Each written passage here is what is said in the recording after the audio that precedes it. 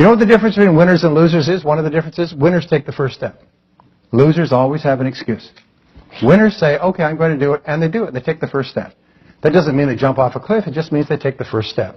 And if you take the first step, the second step will appear, and the third step will appear. It's almost like those lights that light up as you walk along. Well, what happens is that if you take the first step, every subsequent step will appear.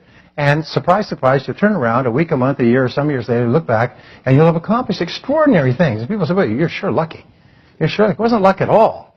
I worked at it and worked at it and worked at it. So it's really important. So, and with regard to achievement, one of the things that I'm adamant about is every person, as I said this morning, has to commit to being in the top 10% of their field.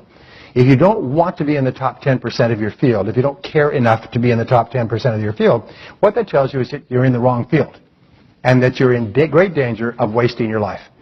Because the greatest regrets that people have is they turn around when they're 40 or 50 and say, I don't know why I stayed in that job for 20 years. I hated it from the time I got in it.